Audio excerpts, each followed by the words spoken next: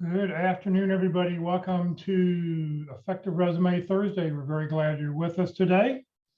It's November 18th, 2021. Please note this event is being recorded and is currently live on Facebook. The recording will be on the Career DFW Facebook page and the Career USA YouTube channel for others to view in the future. By participating in this event, you give consent for your name and picture to appear. Please note that any comments you put in the Zoom chat window do not appear in the recording. If you have any questions throughout the presentation, please just enter them into the chat box. For those watching on Facebook, please just enter your questions in the comment field. We are monitoring that feed and we'll be sure to get those questions answered for you. Well, good afternoon, everybody. My name is Jeff Morris. Back in 2008, 13 years and one day ago, I started a website called careerdfw.org to help those who are unemployed in the Dallas-Fort Worth area. In 2012, I started a second website, careerusa.org, to help those around the United States. I have written a book called What I've Learned About Your Job Search That You May Not Know. It is available on Amazon. Since 2007, I've been facilitating and leading the North Dallas Plano Career Focus Group. The group's been around since the late 1990s, and we have a very interesting program coming up tomorrow morning, and I'll tell you about that at the end of our presentation. And since 2017, I've been a member of the Practice Interview Team. The Practice Interview Team is a great way to practice your interviewing skills. It's totally free. If you'd like to get more information, please reach out to me and I'll be glad to get you that information. Well, our speaker today is Andi Cook. She's a life coach, career coach, resume expert, servant leader. She's been helping people for a long, long time. I love her last thing on here. She likes to call herself a crown straightener. I always think that's very hilarious. So Andi's with us today. This is a pre-recorded session. It's about 38 minutes long. So we'll hear from Andi, and when we come afterwards, we'll answer whatever questions you have. Thanks so much, Jeff. It's always great to be here with your team and your group. And thanks for all you do for our network and making resources available to job seekers across the U.S., not just here in DFW, but all of the work you do. You are on Zoom, I think, even more than I am. So thank you for all you do. So when you're selecting resume language, I think it's important we're going to go with the Stephen Covey principle here of beginning with the end in mind, determining what you want your resume message to be. There's a lot of, I think, misconceptions and misunderstandings about the role that the ATS the applicant tracking system, plays in recruiting. For the most part, the ATS, it does rank resumes. It does scan resumes for keywords and how those match the resume to the job description. So there is a lot of work that the ATS can do depending on how the company using it has it configured and whether or not it can automatically reject resumes, which there are ways to configure it. I've actually gone into the manuals for like Oracle and looked at how do they configure that. So there are ways for them to do that, but a lot of companies don't use some of those technologies. And it really is, once you get your resume into the hands of a recruiter or somebody screening that resume, the message that you send across. I think for all of my clients, one of the first things that I ask them to do is talk to me about the problems that they solve. What business problems is it that you can solve for a company? That's going to become the messaging that we put in your resume. So when you think about what is it that you bring to the table, is it streamlining processes? Is it influencing cross-functional collaboration? And we're going to talk about some of these phrases that you can really tailor that resume to send a message about who you are and what you do just by selecting really powerful language. When you're trying to match the words that you're using in the resume to a job description, think about the nouns, the systems you use, the industries you were in, the things that, you know, not the verbs, but the systems you worked with, the actual noun part of your job. That's what we search for. Job titles, industries, things like that. Very rarely do we have a verb search. And if we do, it's going to be something very specific like migrating or migration. It's going to be something along those lines. And most of the time a recruiter will have what we call a Boolean search. So it's going to pull like migrating and migration, or we can really drill down on that. So I want you to really focus on telling your story through the verbs and selecting powerful verbs that can either be really supportive, showcase you as a driver. Particularly if you're somebody who is more experienced taking a step back, you would want to select more supportive language. And if you are looking to take a step up, you want to really showcase your ability to lead and drive and move. So we're going to talk about some of that and really go through some examples of how you can change up the wording where it's not redundant or it doesn't look like every other resume on a desk. Okay. Our goal is identify the problem you solve, the problems you solve for companies. So I always refer to this as the 5 business problems. Establish your brand. Oftentimes this can come from your key character traits. It also can come from your goals. Where is it that you're trying to go in your career? And then the moves you make in your career need to align with that long-term goal. Determine which words best support your brand strategy. Answer the question, how do I stand out among other applicants? And then also answer the question, how do I avoid being considered overqualified? So those are some things that I hope you take away from today. Grant Baldwin, and I've been told he hijacks this, but not controversy. I heard it first from Grant Baldwin. If you try to be everything to everyone, you can really be nothing to anyone. Don't try to tell everything you've done in the history of forever on your resume. That's not what this space is for. Look at it as like marketing collateral or sales collateral, where you're sending a message about how you come in and solve problems, right? If I didn't buy my iPhone because of every single feature that it has. I actually didn't want a list of every feature. I wanted to know, what are the pictures like? Will I lose service? How much storage does it have? How big is the screen? Those were what were important to me.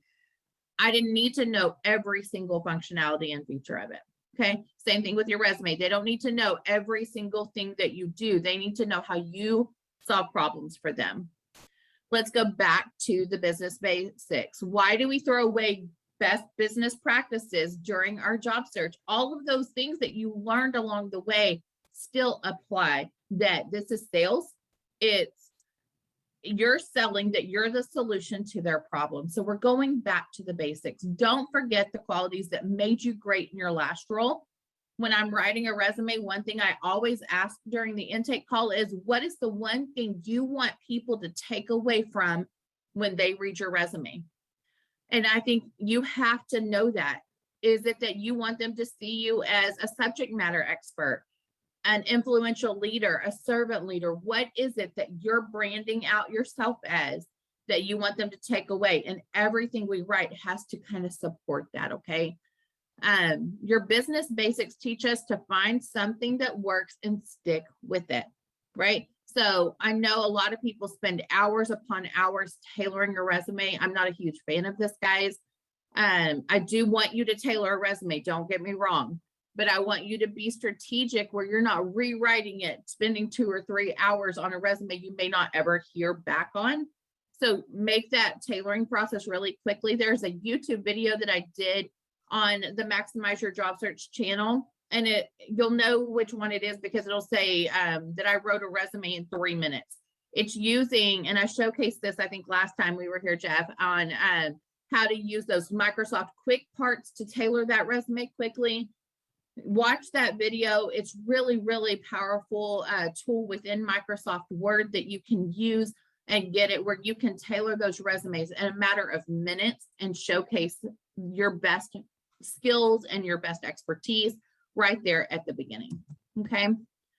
When you're customizing it, there comes a point that customization becomes, I'll be whatever you want me to be. I did a post on LinkedIn today about authenticity, and that if you have to change who you are to go to the places you're trying to go, those may not be the places for you.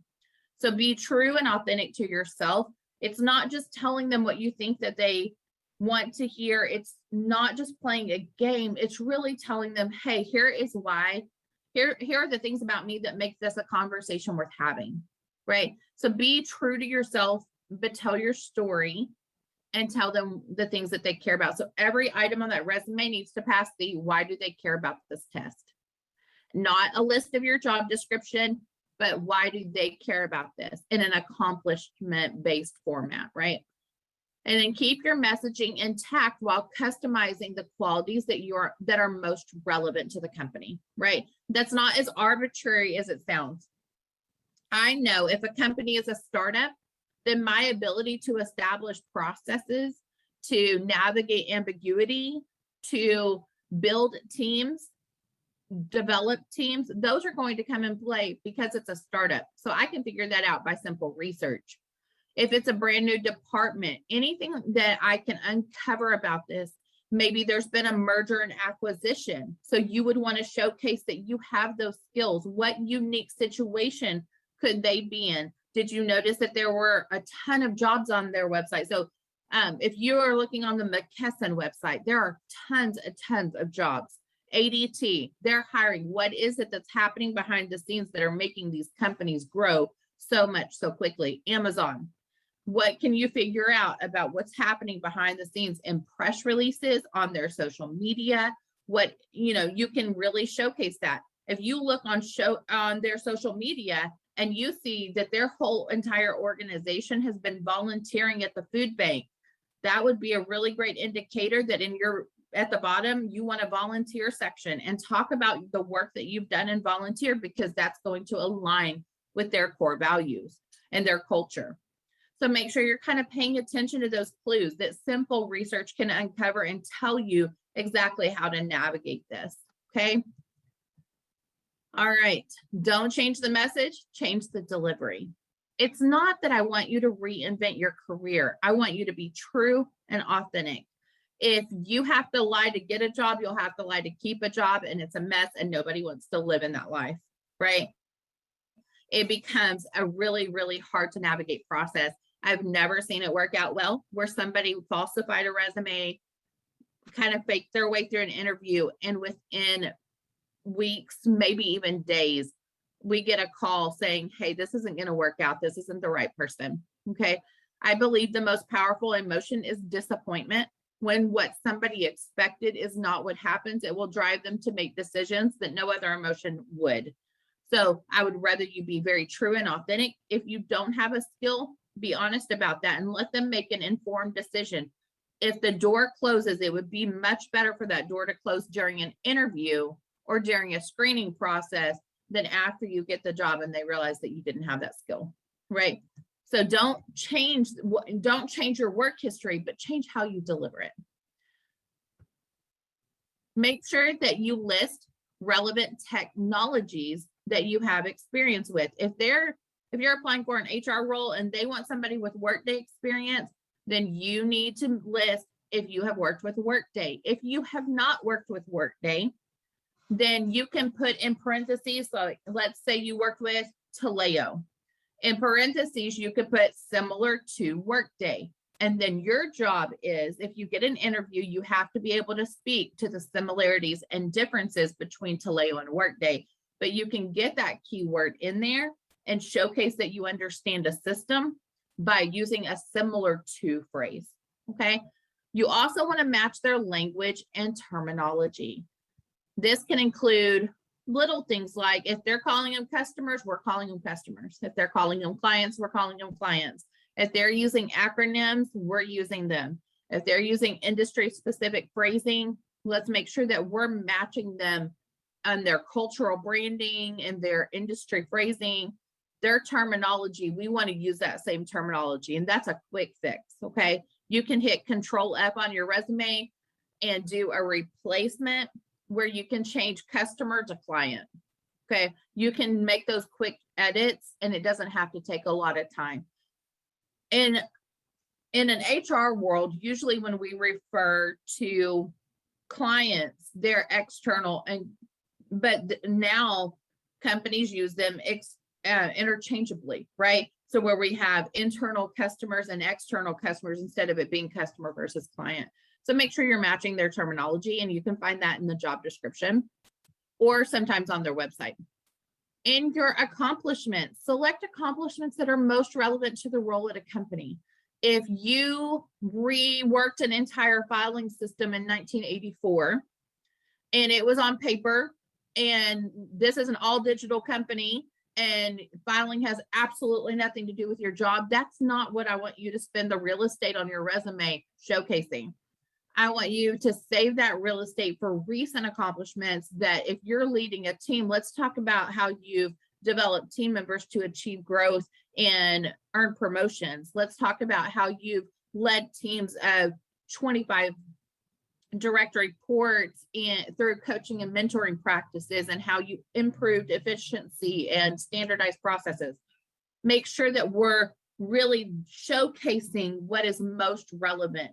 I know, and I have this argument probably more than any other argument when I'm writing resumes, and I call it my hostage negotiations.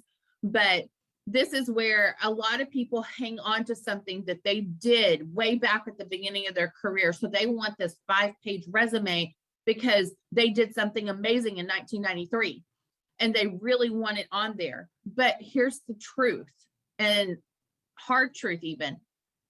Companies don't want to see it. And it's not about what we want to tell, but about what they want to hear.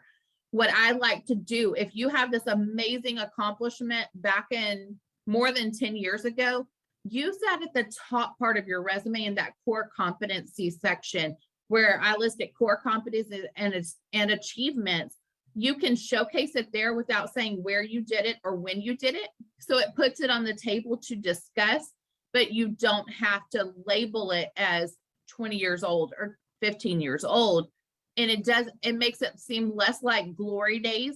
As a football mom, I saw all these dads who were out reliving their football career or failed football career out through their sons, or cheer moms who were reliving their cheer days through their daughters. And it was torment. Like, you have these overbearing parents screaming things at, sometimes obscenities at the field, yelling at refs, yelling at coaches, and it for what? For a little league game, right? We can come across that way in our resume, where we're like reliving our glory days, that we had this amazing start to our career, but then we like stalled out.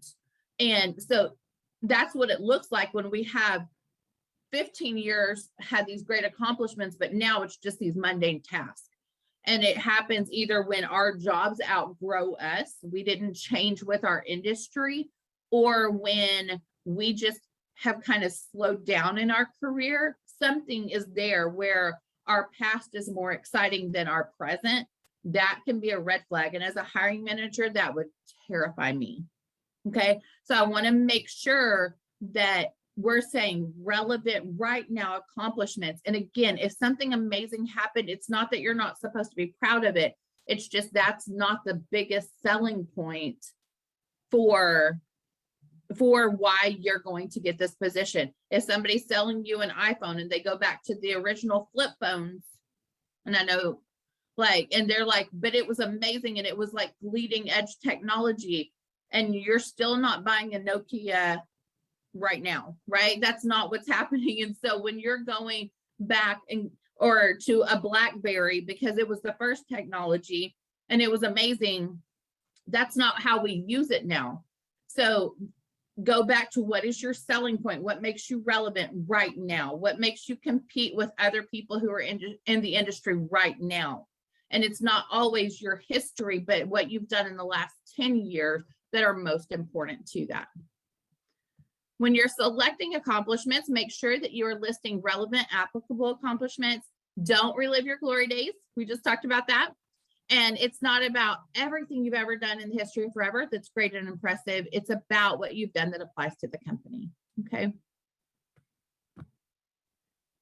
All right.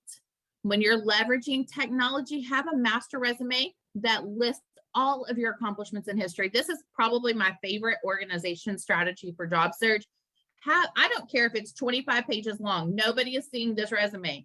I want you to list every possible accomplishment, every technology, everything you've ever done, and have it where you can just quickly copy and paste that over.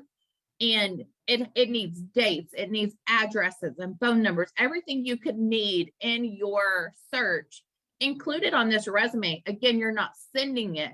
Make sure that you're ready for those applicants and you're not having to go back and find this information over and over. It's right here. So take the time to just really brainstorm what you can include on a resume and have this master resume. It will speed up the process. I like Microsoft Quick Parts and auto text, like I mentioned earlier, to quickly customize that. But again, having that master resume is really, really vital. And then when you send a resume to a company, save the name. So I might have Karen.Evans Microsoft resume, right? Or Jeff.Morris, McKesson resume, whatever. But then you're saving it so that you can go back and quickly find it. So have a good naming convention that you can access that. And side note, this is not about resumes, but also save your job descriptions. Because I have a client right now prepping for an interview that they applied for back in March. They have no access to this job. It's long since been taken down off of the World Wide Web. And now they're kind of shooting in the dark because they don't remember this position that they applied for months ago. If you'll go ahead and save that either in a Word doc, use your same naming convention so that you can go back and access that information. Okay. Again, going back to what business problems you solve, you're going to get tired of me saying this, but this is so important. 86% of the time, the person who brings a solution to the problem first will go on to get the sale. This is a sales statistic that applies to our job search. So be solutions driven and really talk about how you solve problems. And the way you talk about how you solve problems is speaking in accomplishments. So using phrases like which resulted in, which increased, that decreased. You're using quantifiable results and actionable results, even if you don't have a numeric value, which is better if you do. Having numeric values sends the message that you really know your business and how it impacts the entire organization, but sometimes we don't have access to that for various reasons. Still list the results, even if you don't have the quantifiable number, but if at all humanly possible, get that quantifiable number, okay? Be solutions driven and focus on those 5 business problems. I have people go through an exercise where you list out 5 business problems that you solve. And for each one of those, come up with 2-star stories. This will help you in your interview. It'll help you in your resume. And for each of these star stories, now you turn that into an accomplishment. And you also think about how can that be asked as an interview question, right?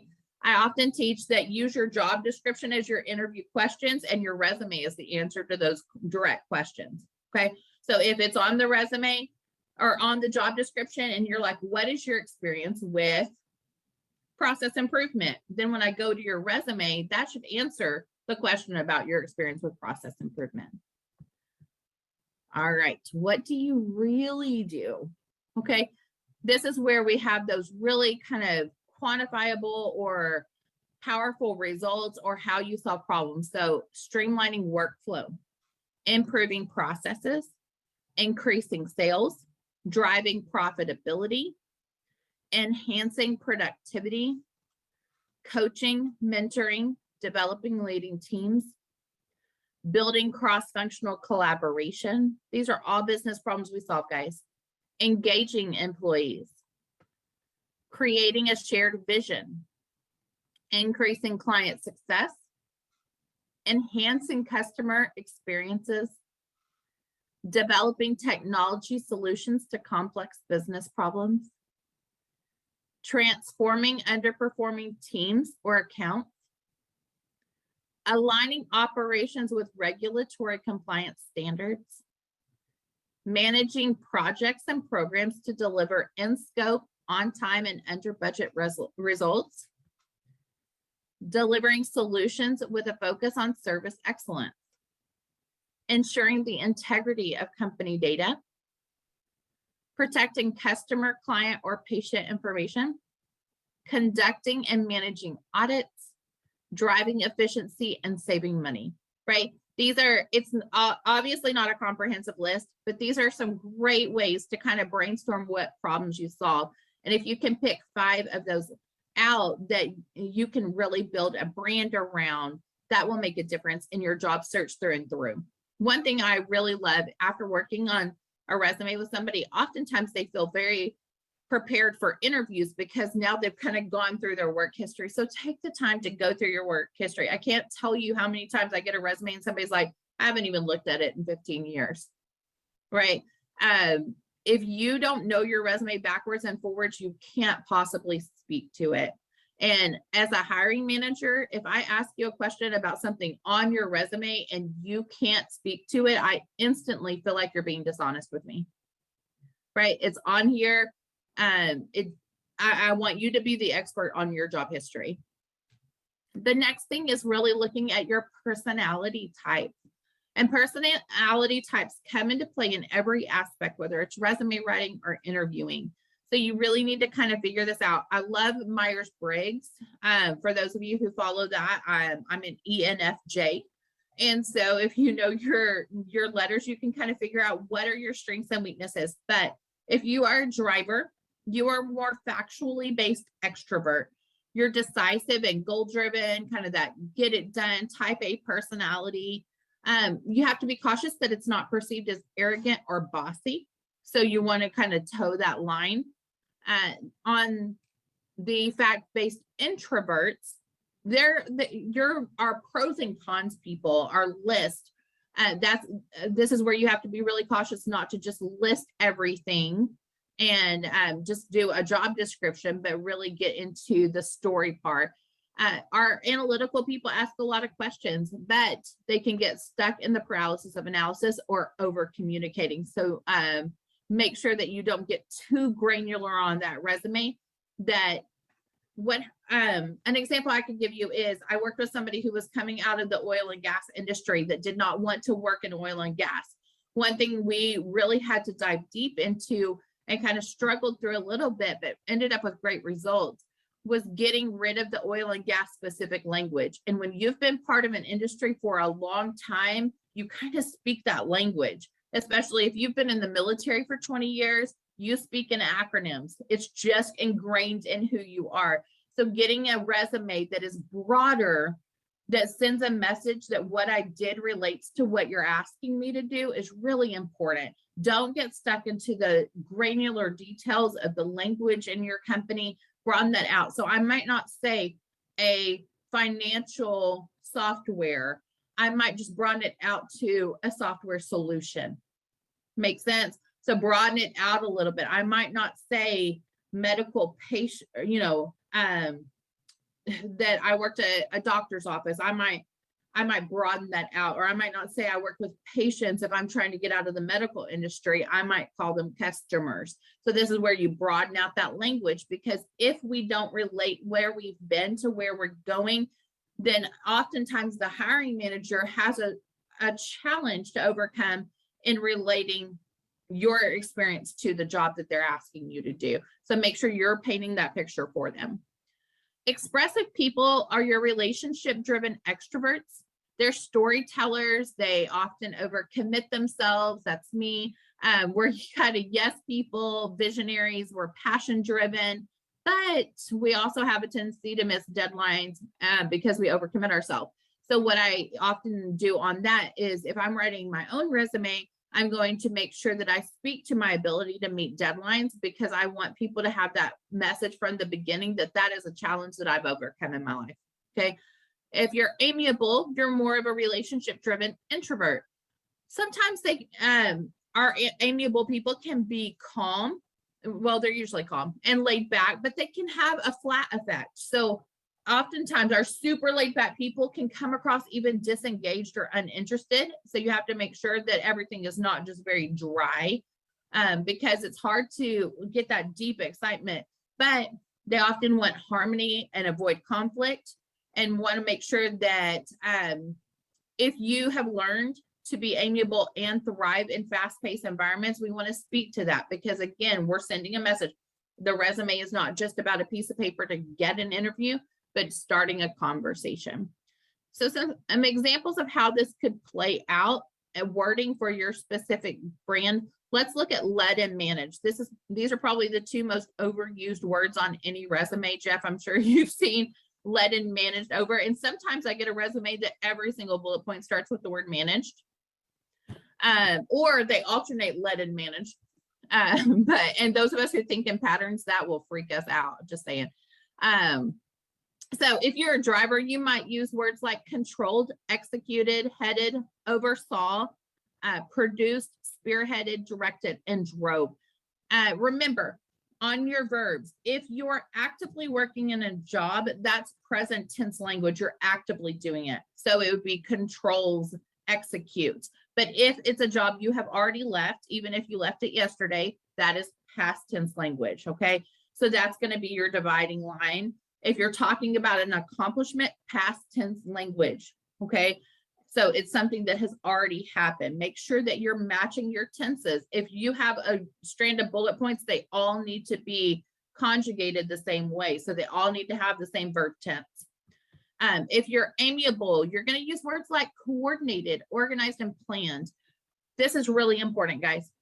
Amiable is going to be more supportive language. So if you are a leader taking a step back, and I have seen this more in the last 2 years than ever in my history, where just a lot of people who were previously executives are not looking to join a company as an executive in this final chapter of their career, particularly those who have worked 25 and 30 years. So they want to take a step back. They still feel they have a lot to offer the workforce and want to tell that story. The best way to do that is use supportive language. So I'm not going to really focus on management. I'm going to talk about supporting goals. Your job then is to send the message that you support their vision, not have one of your own, okay? So make sure, like if I'm sending a message that I'm applying for an individual contributor role and I've been the VP of operations, then I'm not going to start it with, I'm a visionary leader. Instantly, they're like, well, actually, I'm the visionary leader here and I don't really need you to do that too, right? But if you're not, if you're applying for a leadership role, you want to bring that in. So really know how to tailor the message for what you're applying for. Amiable, coordinated, organized, and planned. If you're expressive, our storytellers, we're going to use words like orchestrated, championed, implemented, transformed. For me, those feel great.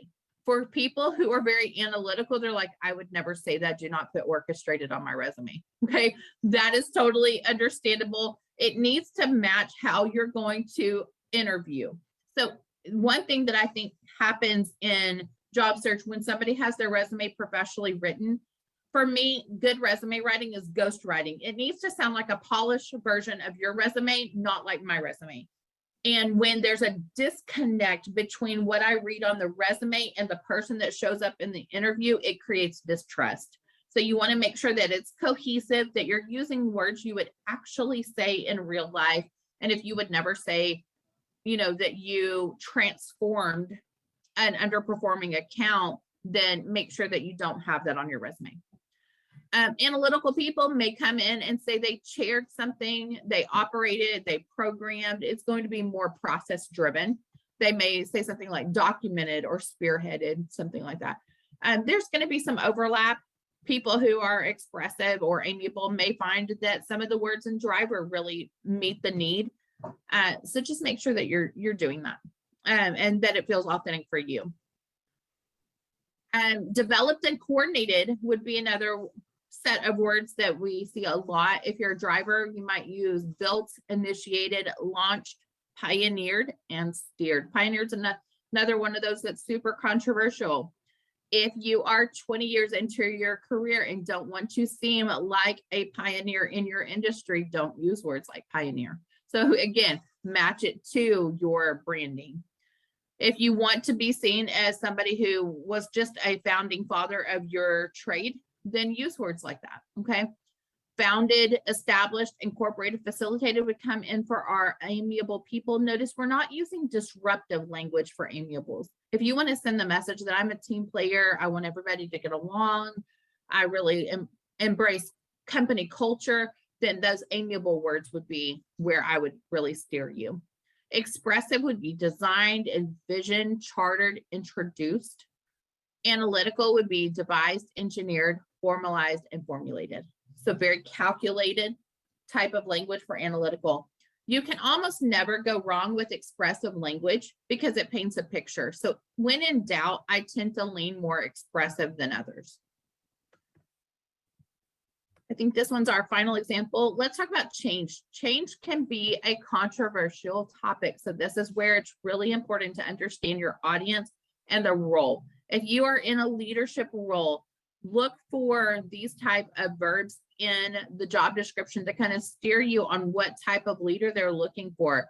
Some people want, in fact, I've been hired into roles where they wanted a bulldog. They wanted a chain, like a bulldozer coming in and just wipe everything clean and start over. That's a very different role than when I was hired at a role that was a little bit more suited for my personality, because they wanted somebody to champion a team and really develop,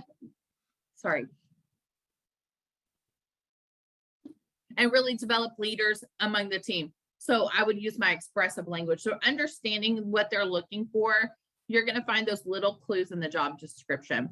Drivers, they centralized, merged, overhauled, replaced, restructured, revamped, and strengthened. Think about this. If you have a hiring authority that is expressive or amiable, and you use words like overhauled or, really, you call yourself a change agent, that can come across in a negative light. So just be aware of how they could take it too. You might use words like clarified, integrated, refined, refocused, or simplified, or influenced, redesigned, remodeled, rehabilitated, revitalized, and transformed. If you're analytical, that could be more, again, converted, modified, reorganized, standardized, updated, or upgraded. Okay. I always start my bullet point with the verb, almost always, like 99% of the time. I want to start with what I did so that in the first 3 to 4 words, if you never read that second half of that bullet point, you would still know exactly what I did. Your brand symmetry is one branding message across all platforms. So the same brand that you have on your resume needs to be the same brand that is on your LinkedIn and the same brand in your interview. And remember, it creates trust. Symmetry being one consistent person, it creates trust. And how you're going to achieve that is being authentic. Okay, being thoughtful in the words you say. There's a phrase we use at my house with my son and with my family about verbal precision. When you say something, make sure it's verbally precise. And that includes when you're describing who you are, what you do, what you've accomplished. Make sure that you're doing it with integrity and with authenticity. Words that I would avoid. So these are words that have literally no value on a resume. Numerous, multiple, and several are not measurable numbers, guys. I see this all the time. Or various. Various may be the one that makes my eye twitch. And et cetera, et cetera. Those don't tell me anything. Responsible for or tasked with describes a responsibility, not an action, right? That's not an accomplishment. So you will not see, the only time you'll see me use the word with responsibility for is at the very top. I sometimes will write a brief kind of synopsis of the position. You're talking 1 or 2 lines, and I might say served as the operations manager with responsibility for transforming, something like that. That's not an accomplishment. But underneath that in the bullet points, I'm going to then talk about the accomplishments that I've already said what you were responsible for now or tasked with. Now let's talk accomplishments. Okay. Job descriptions, not accomplishments. And I cannot tell you how many times I get a resume that is literally cut and pasted from their job description. And whether it was your past job description or a job description you're applying for, it is never the right option to cut and paste, ever. Like nothing good ever happens from reply all. Nothing good on a resume can happen from copying and paste it from another source. You can copy and paste it from your master resume, but not from another source. It's never going to go well. Et cetera, other and similar, those are vague terms. They don't tell us anything. So I see this a lot where they're like, et cetera, or and other systems or other duties as assigned, doesn't tell me anything. References available upon request. Guys, this really, I think, happened way years ago, back in a time where we went onto a, like a hiring event or a job fair, and they put your resume in a box and you had to get it on one page because they might lose them. That's not the case anymore. And so you're going to give a reference if they ask you for one. This is just assumed. Don't take up real estate on your resume to put that. Also, I don't have this on here, but let me just caveat this. I personally feel really awkward when I'm reading a resume and it's like professional, perfect. And then at the end, it's like, and I like hiking. For me, it feels out of place. Some people feel like it's personal, but it's like professional, personal. And so I always just kind of do a double take it, like, did they just say that? Because it feels out of place. So make sure you have this cohesive brand. I personally don't put hobbies. I think you can put volunteer experience. I think you can kind of tell that story. You can say you're a member of a running club or whatever, but just to put your like hobbies and interests down at the bottom, for me, it doesn't work. My golden rules: be honest, be authentic, be relevant, be yourself. Okay. I can't summarize it better than that. I could have saved just like an hour of time just by showing you this slide, but this is really what it boils down to. Be honest, be authentic, be relevant, be yourself. Okay. Well, that is Andy's presentation. A lot of really good information in there, the action words and everything else. There was one question I saw on Facebook. I have a MacBook Air, which uses Pages instead of Microsoft Word. I've been having a hard time with quick updates because Pages is so different from Microsoft Word. I use Word in my career job and I'm proficient in Word. Can I purchase Microsoft Word for my MacBook? Yes, you can. Just go to Google, type in Microsoft Word for Mac, and up will come several different selections. There's a I just looked, there's a 2019 version. There's a 2021 version. You don't need the most current version.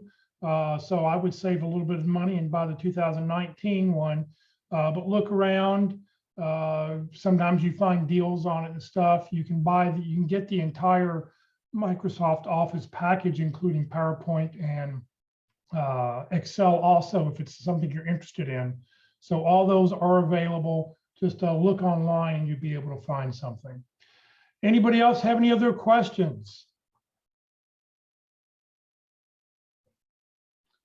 Well, here is Andy's Facebook or her LinkedIn page. If you want to link in with Andi, you're welcome to send her a message.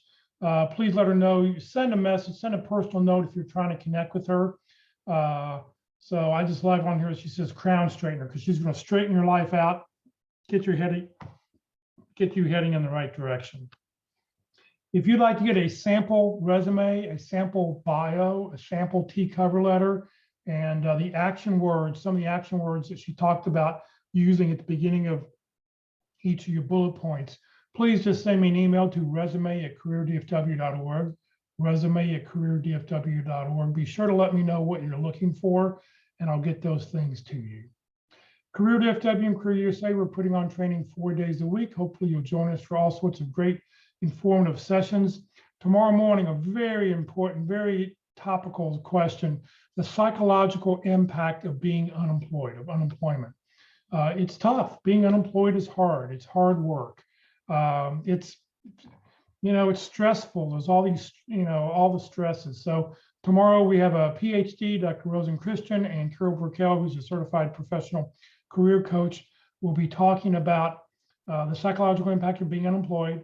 The event will not be recorded and will not be available to be seen after the event. So if you want to join us, you do need to join us live tomorrow morning at 9:30. And the reason for this is we're going to solicit